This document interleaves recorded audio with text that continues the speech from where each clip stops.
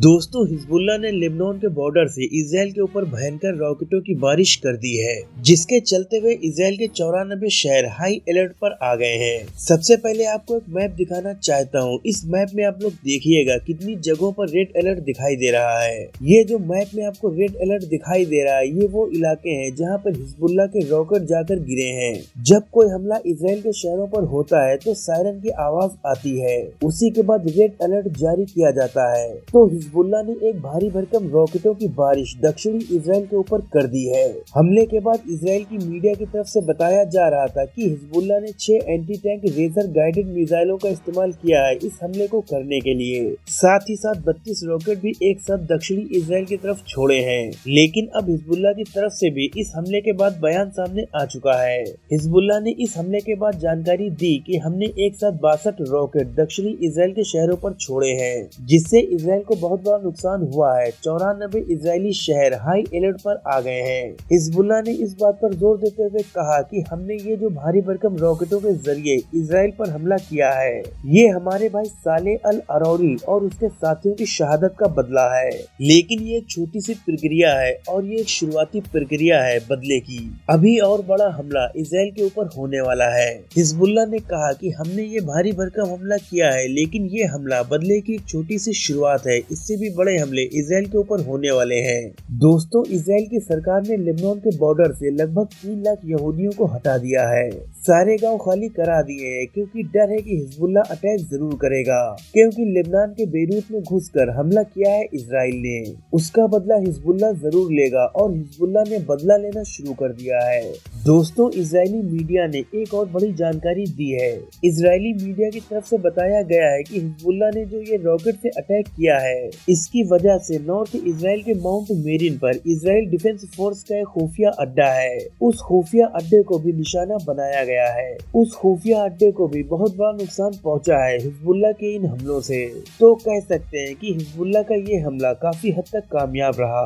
दोस्तों, हिजबुल्लाह एक काफी बड़ा संगठन है, जिसके पास एक बड़ी फौज और काफी ज्यादा तादाद में हथियार मौजूद हैं। जब गाजा ने इजराइल को घुटने टेकने पर मजबूर कर दिया, तो फिर सोचिए हिजबुल्लाह क्या कुछ कर सकता है। फिलहाल हसन नसरुल्लाह ने जो भाषण दिया था, उसमें साफ कह दिया था कि इसका बदला इजराइल से जरूर लिया जाएगा और उसकी शुरुआत भी अब हो चुकी है। वहीं दोस्तों, सीरिया से भी खबर आ रही है। सीरिया के अंदर अमेरिकी सैन्य बेस पर एक बड़ा अटैक हुआ है।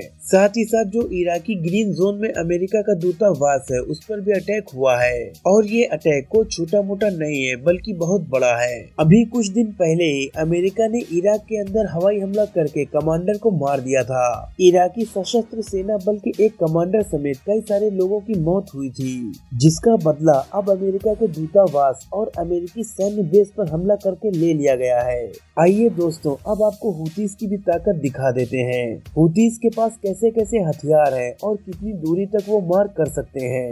मालदीव से एक खबर आ रही है। मालदीव के अंदर 2 जहाजों पर एक आत्मघाती ड्रोन के जरिए हमला किया गया है।